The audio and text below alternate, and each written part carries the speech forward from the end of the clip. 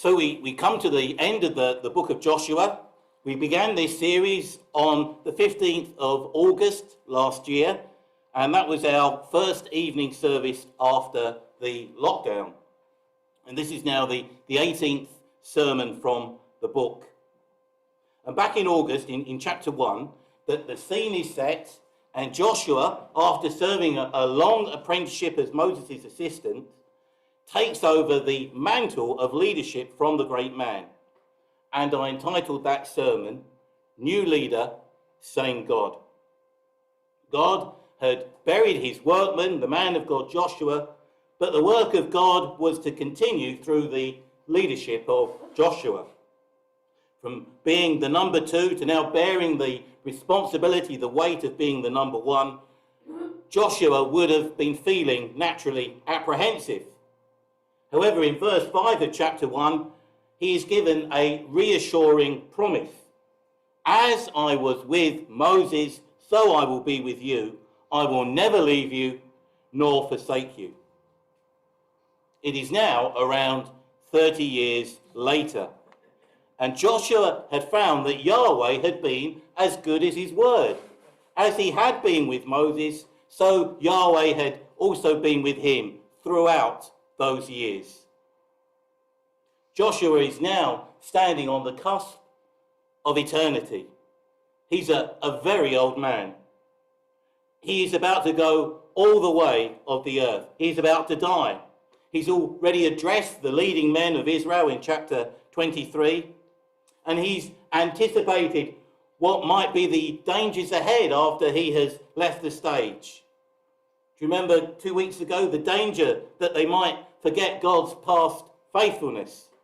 The danger that they might compromise with the Canaanites still in the land, and the danger that they might grow complacent, allow spiritual rot to set in and fall for foreign gods. And he warned the leaders, Yahweh, the God of Israel, is not just faithful to bless, should Israel be faithful to the covenant, he is also faithful to judge, should she break the covenant. Now here, in chapter 24, Joshua convenes all Israel at Shechem. Now, it's no accident that he gives his final address at Shechem. It was at Shechem that Yahweh had appeared to Abraham 700 years earlier and had promised him that his descendants would inherit this land. And Yahweh had also been faithful to that promise. And it was the Joshua generation who had benefited from it coming to pass. Now, up to this point, Joshua had been known chiefly as a soldier and as a strategist. But here in chapter 24, with the sun about to set on his life, he also becomes known as a preacher. In the words of the 17th century Puritan Richard Baxter, he preached, as never sure to preach again, as a dying man to dying men. This then is a solemn moment in the history of Israel. Israel had gathered before God to hear the man of God preach the word of God for the last time. I'd like us this evening to look at Joshua's final sermon under 3 headings. And firstly, Joshua delivers in verse 15 the challenge. Now fear the Lord and serve him with all faithfulness. Throw away the gods your ancestors worshipped beyond the river Euphrates and in Egypt, and serve the Lord. Joshua is the embodiment of the God-centered preacher. It's not about him. He's not drawing attention to himself. It's not a celebration of his time as leader. It's all about Yahweh and his dealings with Israel. In fact, Joshua, in the first part of his sermon, becomes the very mouthpiece of Yahweh. And he addresses the people as Yahweh's spokesman. It is Yahweh speaking through Joshua's lips in the first person singular. I took your father Abraham. I gave him many descendants. I sent Moses and Aaron to you in Egypt. I brought you out. I gave you a land on which you did not toil, cities you did not build, and olive groves you did not plant. You know, in the past, I used to think Abraham must have been a special man. He must have been a man who, although ignorant of Yahweh, had commended himself in some way to the one true God. Yahweh must have seen something worthy in Abraham. But that actually is sloppy thinking. The brutal truth is, Abraham had no merit that Yahweh should ever reveal himself to him. And the text is clear there in verse 2.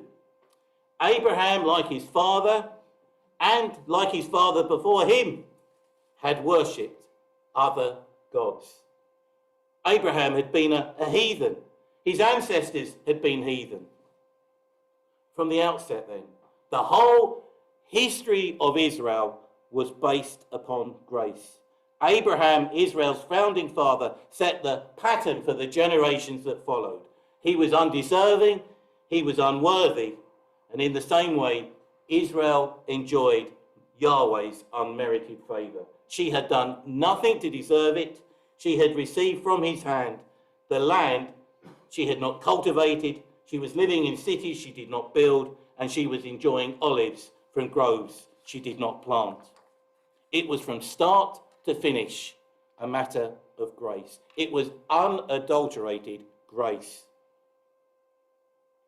Verses 2 to 13 then serve as a reminder of Yahweh's grace to Israel. And they read a bit like a history lesson. But they're actually setting the scene for the main point Joshua wants to make in the sermon. They are the necessary preamble to the application of his sermon. In a sense, it's Joshua's equivalent to Paul's application of the theology he's been teaching in the first 11 chapters of Romans, which begins with verse 1 of chapter 12. That famous verse, it was a motto text of ours a few years ago. Therefore, I urge you, brothers and sisters, in view of God's mercy, to offer your bodies as a living sacrifice, holy and pleasing to God. This is your true and proper worship. And Joshua is making exactly the same point.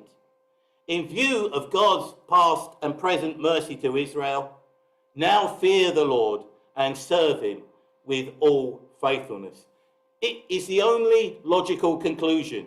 It's the only reasonable response. It's the only fitting application. Now fear the Lord and serve him with all faithfulness. The central theme of Joshua's message is this: serve the Lord. Serve the Lord faithfully, exclusively, serve him only. In verses 14 to 27, there are 14 separate references to serving the Lord. And Joshua keeps coming back to the core challenge of his sermon: serve the Lord with all faithfulness. Now, serving the Lord meant to fear him, to fix the heart on him, to obey him, and to worship him only. And this was the challenge that Joshua gave to Israel. In view of all this overwhelming evidence of God's grace towards you, serve him with all faithfulness.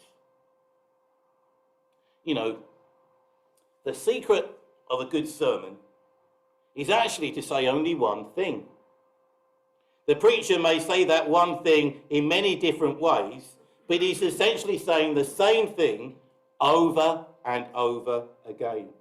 Everything he says serves the central theme of the passage. And in that way, the point of the sermon mirrors the point of the passage. And Joshua did not want to leave his listeners, the people of Israel, in any doubt about the major thrust of his message.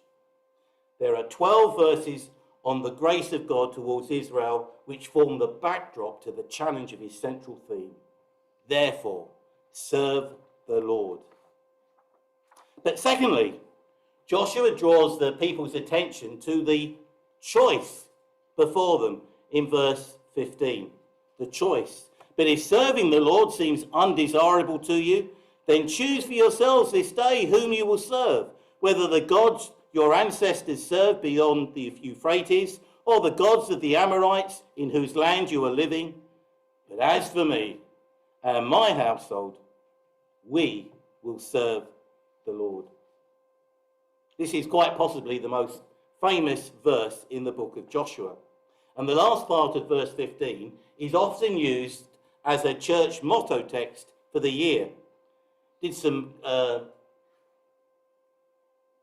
research on the internet, and it is actually the 2022 motto text for Norbury Baptist Church, not so very far away from us on the outskirts of Croydon. And the theme of personal choice is a reoccurring one throughout the book of Joshua.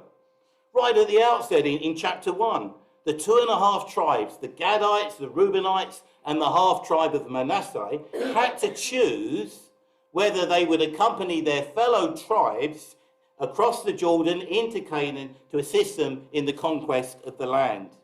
The 2.5 tribes already had their land east of the Jordan. They were sitting pretty. Would they choose to help out their brothers, the 9.5 tribes, or stay where they were and enjoy their own land? In chapter 2, Rahab, the prostitute, stood before a choice. Would she betray the 2 Israelite spies to the king of Jericho, or give them a safe passage out of the city? In chapter 7, Achan's titanic choice is uncovered, and he chose to take some forbidden plunder from Jericho, a beautiful robe from Babylonia, some silver, and a bar of gold. And he and his family paid a terrible price for that fateful choice. In chapter 14, Caleb claims the land promised to him 40 years earlier. Despite being an octogenarian, he chooses to go out to battle to drive out the Anakites still living in the land of his inheritance. So the element of personal choice keeps cropping up. And now Joshua lays before all Israel a stark choice. Which God or which gods will you serve? And there were basically 3 choices. Will it be the gods your ancestors worshipped beyond the river Euphrates, the gods your forefather Abraham worshipped in his heathen days? Will it be the gods of the Amorites in whose land you are now living? Or will it be Yahweh, the God of Israel, who has driven out the Amorites from the land? One of the geopolitical questions that has arisen in the light of the Russian invasion of Ukraine is, can a country like Finland, which has an extensive border with Russia, possibly stay neutral? You see it there, and it's got a large border with the Russian Federation. What about if President Putin decided to invade Finland like the Soviet Union did in World War II? Wouldn't Finland do better to forego its neutrality to become a member of NATO? Is neutrality plausible? Well, Joshua says in verse 15, it isn't. It isn't. He rules out not only neutrality, he also rules out pluralism. The people of Israel can neither stay neutral nor can they worship many gods. They had to choose. They have to make a choice. They have to come down on one side or the other. It is a matter of either the gods of their ancestors or the gods of the Amorites or the historic God of Israel. Which is it to be? If it is to be Yahweh, the Lord, that choice has consequences. They will have to rid themselves of the gods of their ancestors that their ancestors once worshipped. There can be no compromises with idolatry. As we're thinking about this morning, no one can serve 2 masters. You cannot serve both God and money. The false gods would have to be jettisoned. But Joshua, it was an open and shut case. He'd already made his choice a long time ago. But as for me and my household, we will serve the Lord. That choice was as conclusive as it had always been. This is what Francis Schaeffer has written about Joshua's choice. This was the character of Joshua. He chose, and he chose, and he chose, and he kept right on choosing. He understood the dynamics of choice, once and for all choice, and ongoing choice as well. Thus, his word to the people was not an affirmation puffed up on the spur of the moment. It was deeply embedded in Joshua's understanding of what is required of a person made in the image of God, one called upon not to obey God like a machine or an animal, but to obey God by choice. Joshua then was a man who had made his choice.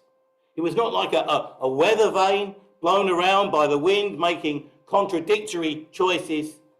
Instead, he was like a signpost with the unmistakable message. But as for me and my household, we will serve the Lord. You know, we are the choices we make.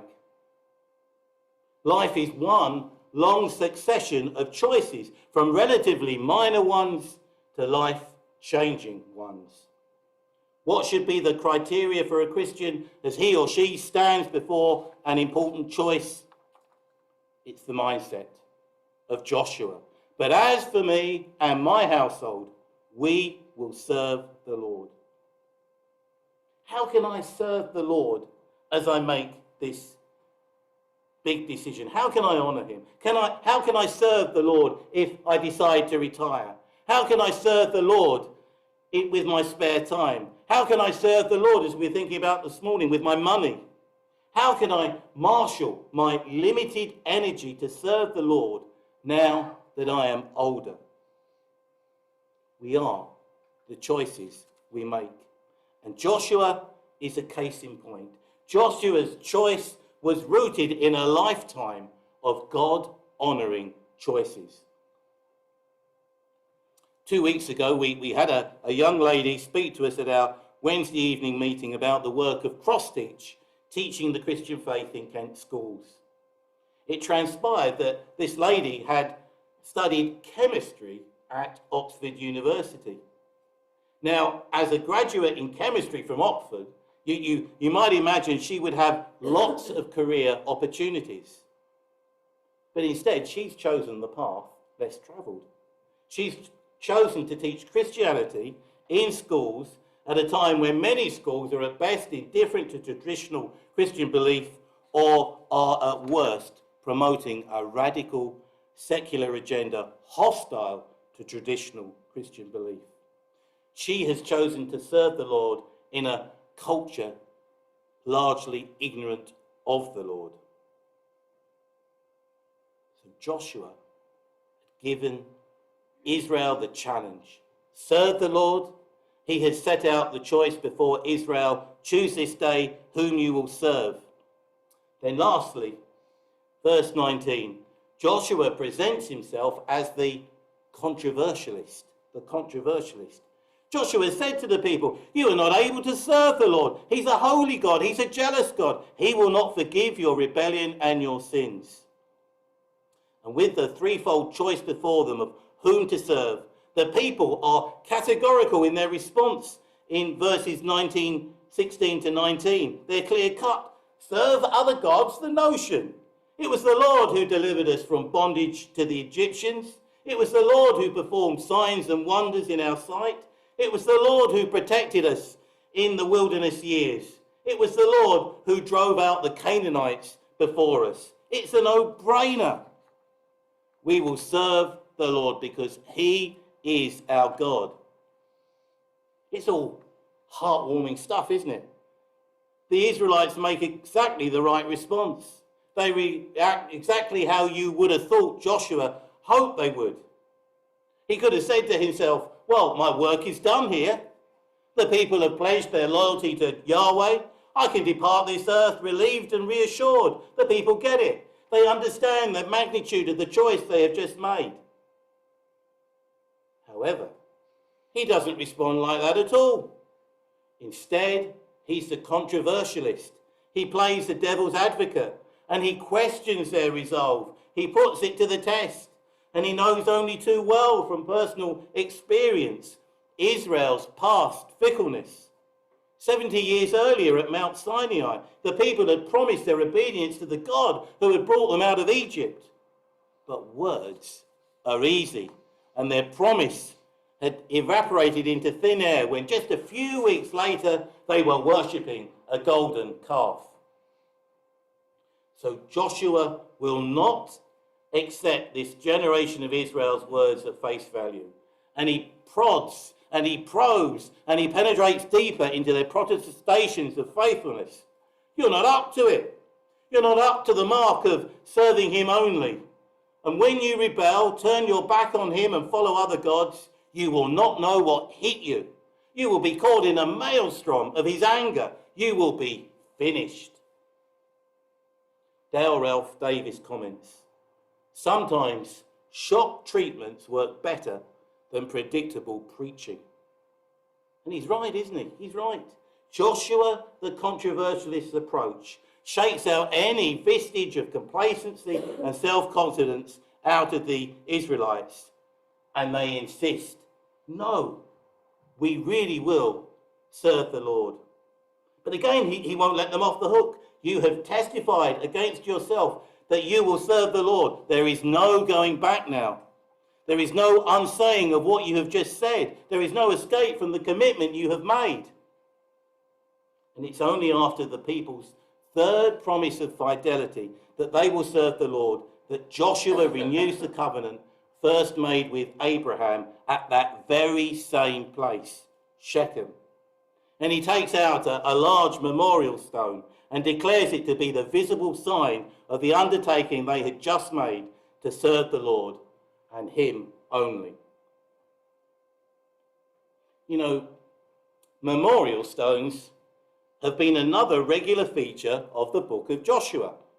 Remember the 12 stones erected at Gilgal after Israel had miraculously crossed the Jordan in full flood into Canaan.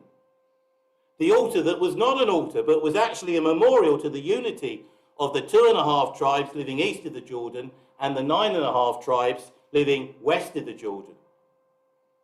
And now, finally, this stone of witness at Shechem. On Saturday afternoon last week, after visiting the Science Museum, we went to the Diana Memorial Fountain in Hyde Park. What is the purpose of a memorial? Well, it's to keep the memory alive, isn't it, of a past event or of a deceased person. We keep the memory alive lest we forget. That the hymn, Come Thou Fount of Every Blessing, has these lines. Prone to wander, Lord, I feel it. Prone to leave the God I love. And there is a natural waywardness in the human heart. We wander, we stray, we drift, we forget. Now, we don't have memorial stones in the Christian faith to remind us to stay on the narrow road. Instead, we have communion. We have the memorial meal Jesus shared with his disciples. We remember the sacrifice and we remember what was accomplished by the sacrifice. It humbles us and yet it warms our hearts. And it's a safeguard instituted by Jesus himself against forgetting the new covenant. Lest I forget Gethsemane, lest I forget thine agony, lest I forget thy love for me, lead me to Calvary. So the book of Joshua, well, it ends with Joshua preaching as a dying man to dying men. He preaches a sermon with the challenge, serve the Lord. He presents a choice before Israel, choose whom you will serve. But as for me and my household, our minds are made up. We will serve the Lord. He plays the controversialist. You're not serious about serving the Lord. And it's only after their third pledge that the Israelites will serve the Lord that Joshua is prepared to renew the covenant and erect a stone of witness. You know, his tenacity, his testing of the people paid dividends. He died, was buried, but he left behind a legacy of faithfulness. Israel did serve the Lord during the generation of elders who outlived him. That generation of Israelites did not forget anything the Lord had done for Israel. The Joshua generation kept the memory alive and served the Lord. But sadly, it wasn't to be a permanent state of affairs. And we read these sobering words at the beginning of the book of Judges. After that whole generation had been gathered to their ancestors, another generation grew up who knew neither the Lord nor what he had done for Israel. Then the Israelites did evil in the eyes of the Lord and served the Baals. You know, man is incurably religious. He has to worship something, even if it's himself. And if it is not the God who has revealed himself in the Lord Jesus Christ, then in a post-Christian culture like ours, it might be he worships his career, his house, his family, his hobby, or his football team. He has to worship something. But at the end of his story, Joshua leaves us in no doubt where he stood. But as for me and my household, we will serve the Lord. Is that you? Is that me? May it be so, for his name's sake. Amen.